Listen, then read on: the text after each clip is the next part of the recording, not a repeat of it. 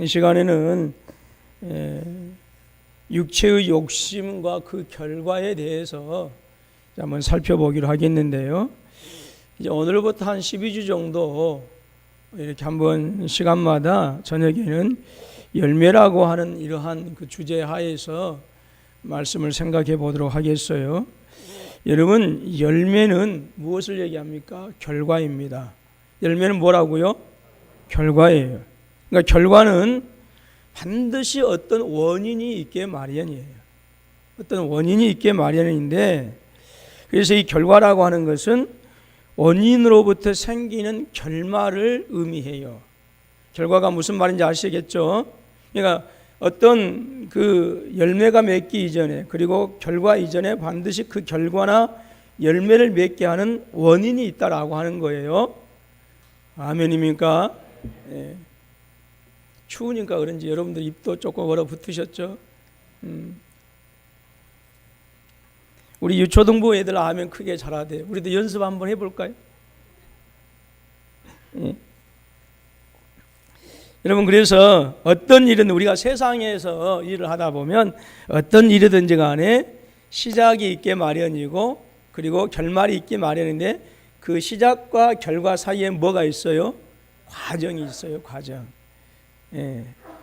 그래서 여러분, 우리가 눈으로 보이고 확인할 수 있는 것이 뭐냐? 결말이기 때문에 사람들은 그 시작과 그 과정보다는 결과를 중시하는 그런 경향들이 많이 있어요. 여러분, 결말이 좋아야 한다라고 하는 거 분명히 맞아요. 그렇지만 역시 시작이나 그 다음에 과정도 좋아야 돼요. 그 시작이나 과정을 무시하고 결말만 좋기를 원한다고 한다면 그건 도둑놈 심보고요. 그 하나님께서 원하지 않아요. 여러분, 우리 젊은 청년들 잘 들으세요. 여러분들이 인생의 아름다운 열매를 맺고 결과로 맺어지기 위해서는 청년 시절의 그 과정이 좋아야 돼요.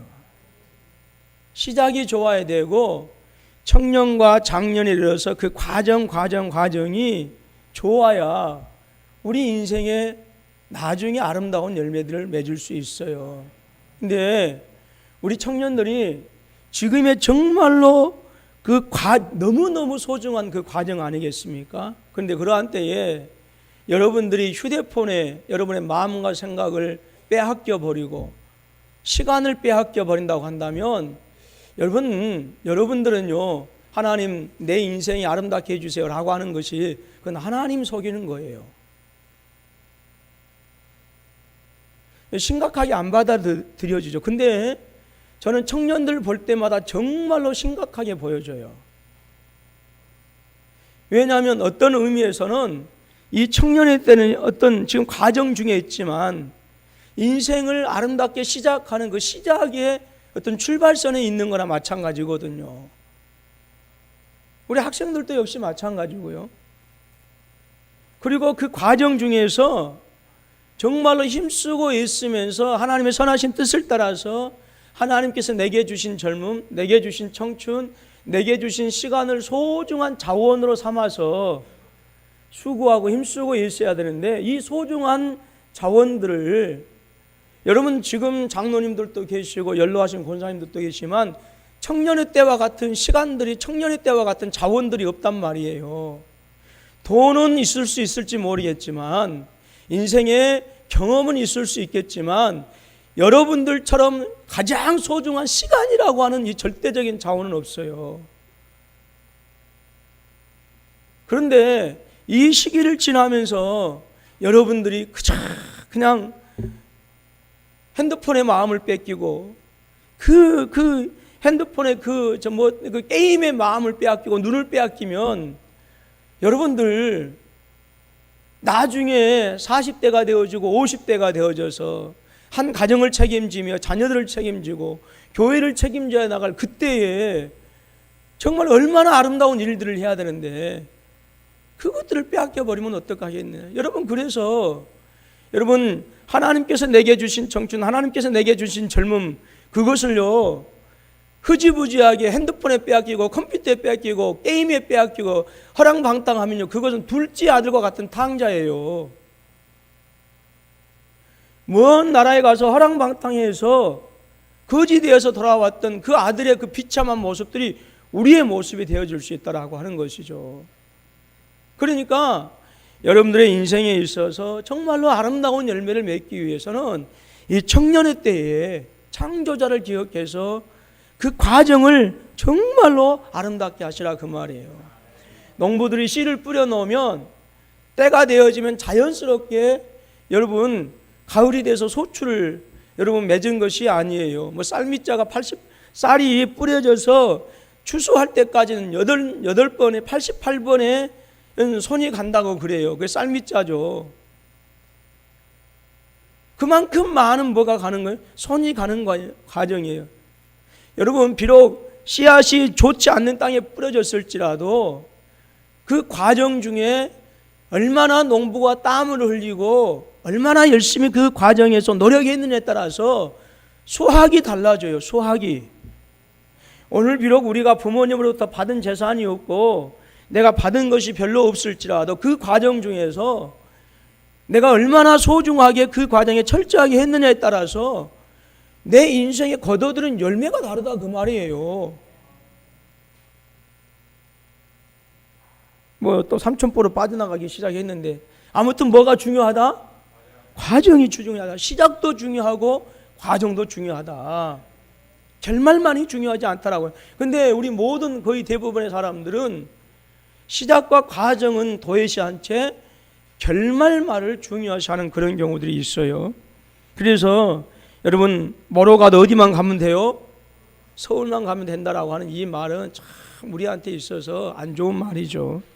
이러한 극단적인 생각 때문에요, 다른 사람에게 피해를 입히게 되어지고 자기만 생각하는 그런 안타까운 일들이 상황들이 벌어진다라고 하는 것이죠. 근데 이런 결과지향적인 이런 현대사회 병폐는 바로 이런 생각 때문에 일어나는 거예요. 그러니까 결과는 중요하지 않다. 시작과 과정이 중요하다라고 하는 또 다른 극단적인 주장이 생기게 되어지는 것이죠. 그러니까 결과만 너무 중요시하다 보니까 극단적인 생각이 있으니까 또 다른 한쪽의 극단적인 생각이 중요하는데 결과는 중요하지 않아. 시작과 과정이 중요해라고 하는 또 다른 극단의 방법들이 있어질 수밖에 없다라고 하는 것이죠.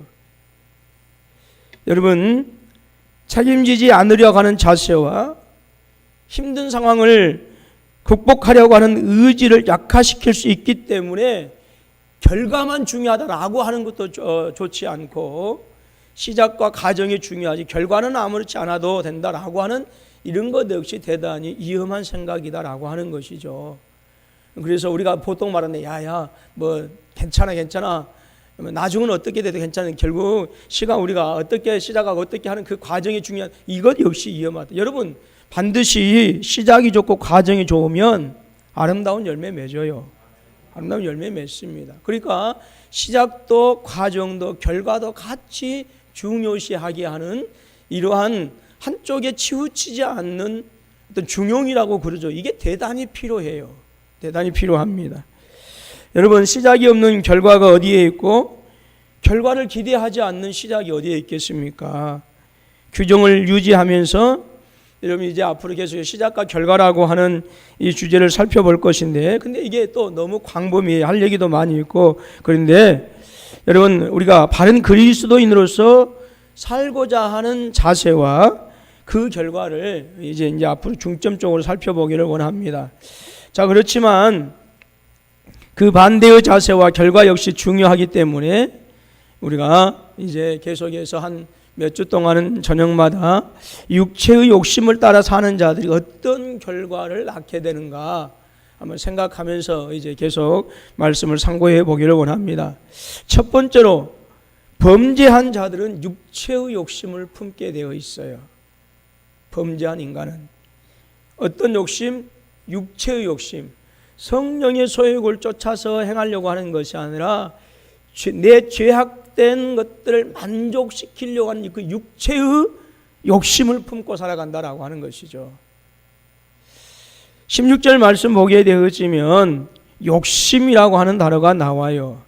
근데 이 욕심이라고 하는 뜻은 어떤 뜻이냐면 급진적인 것을 동경해서 마음을 두고 갈망하는 것을 얘기해요. 급진적인 것, 그러니까 빨리 어떤 것을 이루려라고 하는 것을 마음에 품는다라고 하는 것이죠. 그리고 그것을 이루기 위해서 계속해서 마음에 갈망하는 것을 얘기해요. 그리고 이것은 정욕과 욕망을 의미하기도 합니다. 그러니까 급진적인 것을 동경한다라고 하는 그것은 하나님께서 금하신 그것을 행하고자 하는 악한 마음을 얘기해요. 아담과 하와에게 하나님께서는 선악을 알게 하는 나무의 과실을 먹지 말라. 내가 먹는 날에는 반드시 네가 어떻게 한다? 죽는다라고 했어요. 근데 그 열매를 먹고 말았어요. 왜냐하면 그 나무를 보니까 먹음직하고 보함직하고 지혜롭게 할 만큼 탐스럽기도 했고요. 결정적인 것은 네가 누구와 같아지리라? 하나님과 같아질 거야 라고 이렇게 얘기하니까 여러분 뭐냐면 그 하나님께서 금하신 그것을 아주 급하게 그것을 이루려고 하는 그 마음이 계속해서 품게 되었다라고 하는 것이죠. 그래서 하나님의 말씀을 과감하게 버리고 욕심을 따라 행하게 되어진 것입니다. 이러한 욕심은 오늘 모든 인류의 모든 생활 속에서 급진적인 것, 하나님께서 금하신 것을 동경하며 계속 마음에 두고 갈망하고 있는 거예요. 그리고 그 갈망을 따라서 죄를 범하고 있는데 시간이 지날수록 더 많은 욕심을 품게 되어지고 더 많은 죄를 지어서 하나님을 대적하며 하나님을 반대하고 하나님을 떠나게 되어진 것이죠. 오늘날 우리 현대사를 살아가는 우리들의 모습 속에서도 오늘 이 사회의 모든 사람들 모습 보게 되어지면 대부분의 많은 사람들이 그렇게 살아가요. 하나님께서 금하신 것, 하나님께서 하지 말라고 하는 것, 하나님의 율법을 하나님의 계명을 깨뜨리면서 오직 사람의 정욕과 사람의 욕망을 채우기 위해서 사람들이 그렇게 살아간다라고 하는 것이죠. 그래서 에베소서 2장 3절 말씀 보니까 전에는 우리도 다 그 가운데서 우리의 육체의 욕심을 따라 지내며 육체와 마음에 원하는 것을 하여 다른 이들과 같이 본질상 진노의 자녀이었다라고 했어요. 하나님께서 금하신 것을 계속해서 추구하면서 우리 인류가 그렇게 진행되어 온 거예요. 우리 인류의 역사를 보게 되어지면 하나님의 선을 따라서 행하고자 하는 그런 인류의 역사가 아니라 계속해서 하나님을 거부하고 하나님을 떠나고 하나님을 대적했던 그러한 인간의 역사였다라고 하는 사실을 우리가 알게 되어진 것이. 그래서 우리 인간은 그 하나님께서 금하신 그것들을 이루려 하고 그것을 통해서 내 육신의 쾌락을 만족시키려 하기 때문에 범죄한 가운데 진노의 자녀가 되어질 수밖에 없는 안타까운 상황에 이르게 되어진 것이죠. 어떤 이들은 이렇게 얘기하여 다른 사람들을 의식하지 말고 네가 마음이 원하는 대로 그렇게 살아라고 그렇게 얘기합니다. 너무너무 위험한 얘기이죠. 여러분 이것은 어떤 바로 사탄의 속임수입니다. 우리는 살아가면서요 다른 사람들을 배려하면서 살아가야 되고요 그 다른 사람들과의 그 관계 속에서 그 관계를 해치지 않도록 하면서 살아가야 건강한 사회생활을 할 수가 있는 거예요. 그래서 때로는 절제하면서 때로는 자중하면서 살아가야 됩니다. 그런데 다른 사람들의 관계 살피지 아니하고 네 마음에 원하는 대로 살아가라라고 하는 그것은 무엇을 얘기하냐? 에덴 동산에서 사탄이 똑같은 말이에요. 네가 하나님이야. 네가 네 멋대로 살 수 있어. 네 생각대로 살 수 있어. 네가 추구하는 대로 그렇게 살아가는 거야. 그것이 너의 진정한 행복이야 라고 하는 이 말이 바로 너가 하나님과 같이 되어질 거야 라고 하는 말과 똑같은 말이라 그 말입니다. 다른 사람은 왜 눈치 보면서 살아? 여러분 그런 얘기 많이 듣잖아요. 안 들어요? 전혀 안 들으셔. 우리 청년들 이 얘기 들어봤어요? 안 들어봤어요? 우리 청년들은 순진해서 안 들으셨구만. 감사해. 다른 사람들 눈치 보면서 살지 말라고 그래요. 물론 우리가 눈치 보면서 살아서는 안 되죠. 눈치 보면서 겁에 질려가지고 뭘 할지도 몰라서 두려워해서 이것은 아니고요. 그러나 그렇게 말하는 사람들의 의도는 정확하게 사탄의 의도가 숨겨져 있다라고 하는 거예요. 그것은 네가 하나님처럼 살아. 하나님도 상관하지 말고 주의도 상관하지 말고 네 멋대로 살아라고 하는 거예요. 여러분, 이것은 바로 죄의 길로 계속해서 달려가라, 죄의 길로 뛰어가라, 죄의 길로 질주하라라고 하는 그런 말입니다. 여러분, 죄인이 원하는 것, 죄인이 마음에 동경하고 갈망하는 것은 여러분 죄밖에 없어요. 오늘 창세기에서도 보게 되어지면 모든 사람들이 생각하는 것이 다 뭐했어요? 악했어요. 행동하는 모든 것이 악했다라고 했고요. 사사기에도 보게 되어지면 사람들이 자기 소견에 옳은 대로 행했더라 그랬어요. 여러분 모세 오경, 모세 율법은 언제 주어졌어요? 그들이 출애굽했을 때 시내산에서 언약을 맺었을 때 주셨단 말이죠. 그런데 사사시대 때는 하나님께서 모세를 통하여 주신 하나님의 말씀이 계명이 있음에도 불구하고 자기 소견에 옳은 대로 행했다라고 하는 것은 무엇이냐? 하나님 말씀 제껴두고 자기 마음대로 살았다 그 말이에요. 그러니까 죄 지으면서 살았다. 여러분 우리가 마음대로 사는 것, 그것이 자유로운 것 같고 그것이 행복한 것 같고 그것이 진정한 내 인격의 어떤 그런 내게 주신 어떤 그런 인간의 의지를 가지고 살아가는 것 같지만 그것은 죄의 의지이고 죄의 모습이고 죄의 방법이고 여러분 그렇게 사는 것은 죄의 길밖에 없어요. 그러니까 여러분 말씀드렸던 것처럼 범죄한 인간들은 언제나 육체의 욕심을 품고 살아가요.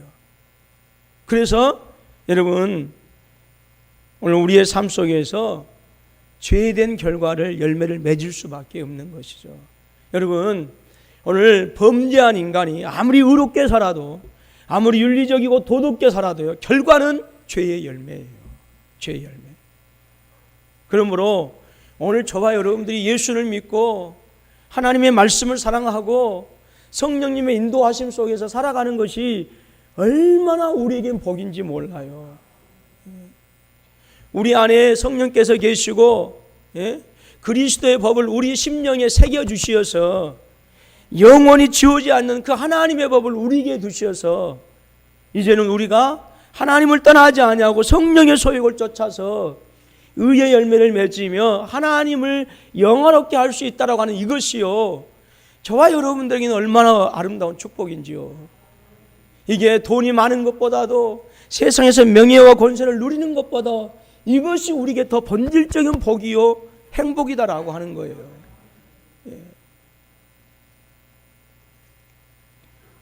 에베소서 4장 22절 말씀 보면 너희는 유혹의 욕심을 따라 썩어져가는 구습을 따른 옛사람을 벗어버리라 라고 했어요.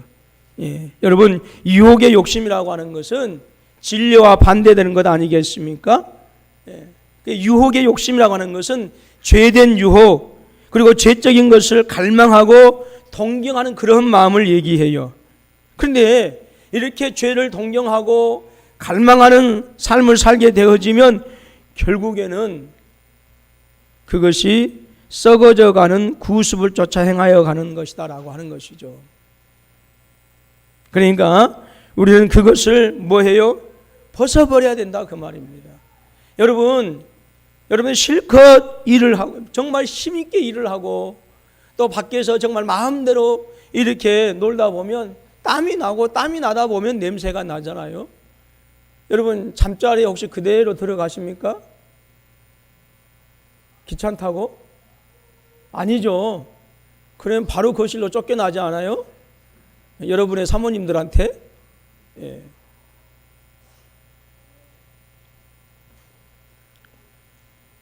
그러는 것처럼 우리의 신랑은 누구세요?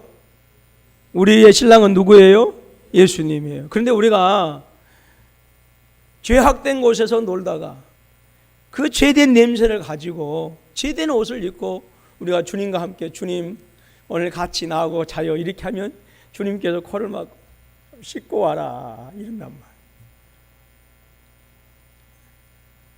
그러니까 우리에게서 죄된 것들을 벗어버릴 수 있는 은혜가 저와 여러분 가운데 함께 하실 수 있기를 주님의 이름으로 축원합니다. 예수 그리스도의 보혈로 말미암아 제가 날마다 사해졌음을 믿고 주님 감사합니다. 그리스도 보혈로 나를 깨끗하게 하신 하나님을 찬양합니다. 내가 이러이러한 죄를 지었사오니 하나님 나는 십자가의 은혜로 말미암아 이 죄를 주님 앞에 내려놓습니다. 나의 모든 죄악을 그리스도의 보혈로 깨끗하게 하옵소서. 그렇게 하고 성령의 소욕을 따라서 갈 때 주님께서 우리를 기뻐 안으시지 않겠습니까? 여러분 범죄한 사람들은요 항상 그 마음에 육체의 죄악을 품고 있어요. 이것이 인류의 모습이에요. 사람들의 모습이에요. 그런데 저와 여러분들이 하나님의 자녀 되어서 성령의 은혜를 따라서 그리스도의 의의 옷을 힘입고 주님께서 원하시는 삶을 사는 것, 여러분 이것이 하나님께서 너무 기뻐하시는 오늘 성도들의 모습이다라고 하는 것이죠. 오늘 저와 여러분들 그런 축복된 하나님의 백성들인 줄로 믿습니다. 두 번째로 여러분 육체의 욕심을 따라 사는 사람들은요 그 행한 대로 심판을 받아요. 무엇을 받는다고요? 심판을 받아요. 전도서 3장 5절 말씀 보니까 돌을 던져 버릴 때가 있고 돌을 거둘 때가 있으며 라고 하는 말씀이 있어요. 이제 이 부분에 대해서 여러 가지 해석이 있는데 가장 무난한 해석은 돌을 밭이나 포도원에 버렸어요. 그래서 그 밭을 못 쓰게 했는데 나중에 자기가 그 밭을 사용할 때가 있어가지고 자기가 버렸던 그 돌을 다시 밭에 가서 던지는 것을 의미하는 거예요. 이 무슨 말씀인지 이해가 되어져요? 제가 못된 심보를 가지고 남의 밭에다가 돌을 막 집어 던졌어요. 여러분 산태미 뭔지 아세요? 산태미?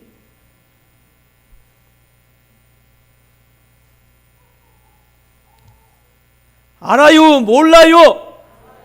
청년들은 모르지. 우리 옛날 보게 되어지면 그 산태미에다가 돌 같은 거 또 여러 가지 거 해가지고 버리고 그랬죠. 예. 저 인터넷에다 오늘 가서 쳐봐. 나오는지 모르겠는데. 예. 근데 그렇게 해가지고 남의 밭에다 그렇게 버렸어요. 뭐가 사나워서? 심보가 사나워서. 제 심보가 그렇다는 얘기 절대로 아니에요. 예. 또 오늘 또 말씀 듣고 야 흥광문 목사님 심보가 사납더라 또 그렇게 하신 분들 계시는데 절대 그렇지 않습니다. 제 심보는요 세상에서 제일 좋습니다. 예. 그렇게 했는데 아니 어찌 하다 보니까 내가 그 밭을 이제 벌어먹게 생겼단 말이에요. 그러니까 과거에 자기가 그 밭에다 버렸던 돌을 이제는 자기가 그 밭에서 다시 돌을 주워가지고 다른 데다 버려야 하는 이 웃기지 않는 일에 대해서 얘기하고 있는 거예요. 그래서 밭주인에게 양심을 품고 돌을 던져서 그 밭을 못 쓰게 했는데 그 밭을 써야 할 상황이 나에게 닥치니까 다시 이제 그 밭에서 내가 던졌던 그 돌을 주워가지고 다른 데다 버려야 하는 이런 코미디적인 이제 상황이다라고 하는 것이죠. 근데 여러분 죄를 지은 자에게는 이보다 더 무서운 결과가 있다라고 하는 거예요. 로마서 5장 12절 말씀 보니까 우리 같이 한번 얼른 찾아보세요.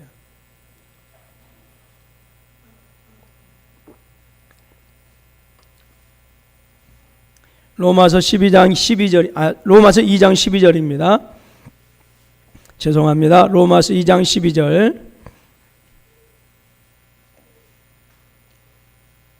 시작. 무릇 율법 없이 범죄한 자는 또한 율법 없이 망하고 무릇 율법이 있고 범죄한 자는 율법으로 말미암아 심판을 받으리라 말씀했어요. 여러분 잘 아셔야 돼요. 살아있는 동안 죄를 지은 자는 반드시 그 죄에 따른 심판을 받습니다. 그러니까 예수 믿는 사람이 뭐 부지 중에 사람을 죽였다고 합시다. 그러면 하나님 내 죄 용서해 주세요 라고 그렇게 얘기합니다마는, 그러나 중요한 것은 세상에서 지은 죄에 대해서는 세상의 법을 통해서 받는다 그 말이죠. 무슨 말씀 잘 하셨어요? 그러나 그 죄는 이제 하나님 앞에 가는데 방해거리가 되지 못해요. 용서받으면. 우리가 전도연 씨가 주연으로 나왔던 영화가 뭐예요? 밀양. 예. 그 딸을 죽이고 나서 감옥에 이제 그 사람을 만나러 갔는데, 나는 하나님께 기도해서 다 용서받았다 라고 그렇게 얘기를 해요. 여러분, 이것은 잘못되어진 거예요. 잘못되어진 거. 뭐 이제 그 밀양의 어떤 그 감독자가 뭐 기독교를 뭐 반기독교적인 어떤 그런 것이다 이제 말도 많았습니다만은, 여러분, 우리가 하나님 앞에 지은 죄는 하나님께서 용서해 주시지만, 이 세상에서 사기치고 그 다음에 사람을 속이고 거짓되게 살아가고 남을 해하게 하는 이것은요, 하나님께서 우리가 하나님께 나아가면 용서해 주시지만, 그러나 또한 이 세상의 법에서는 합당한 벌을 받아야 되는 거예요. 무슨 말씀 잘 하셨죠? 예. 그래서 살아있는 동안 죄를 지은 사람은 반드시 그 죄에 따른 심판을 받게 되어지는데, 더 큰 일은 죽은 이후의 심판이다라고 합니다.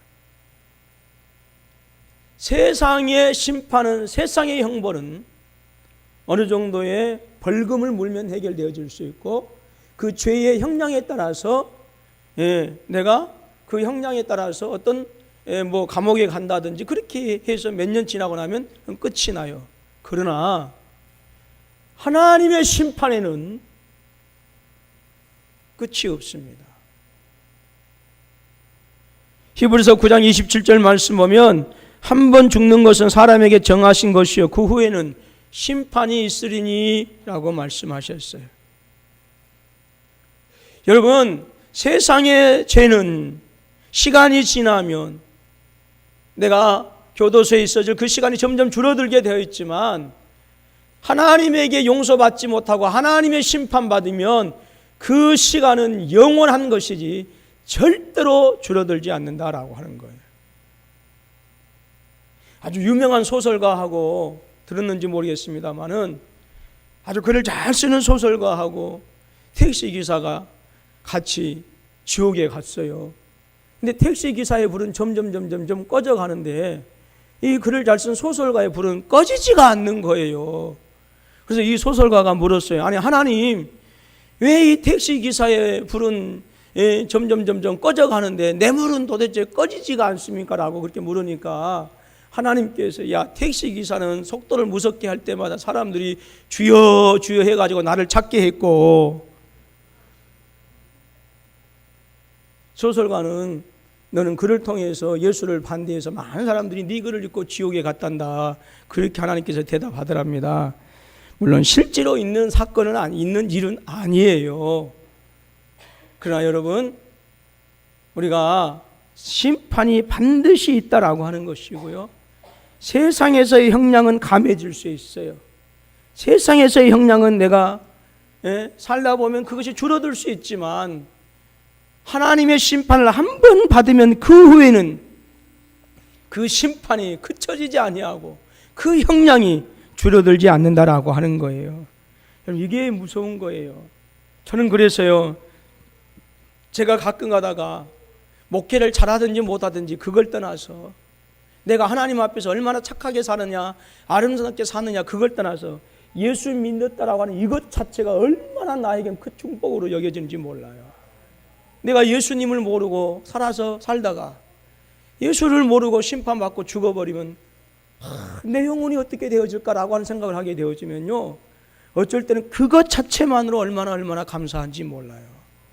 여러분들, 우리가 하나님께 선택받아서 만세전에 하나님의 자녀로 예정되어져서 예수 그리스도의 은혜를 통해서 내가 여러분 심판에 이르지 아니하고 이미 생명의 나라로 옮기신 이 사실에 대해서 여러분 감사하실 수 있기를 주님의 이름으로 축원합니다. 아멘 하는 사람들은 다음 주에 다 감사헌금 가지고 오세요.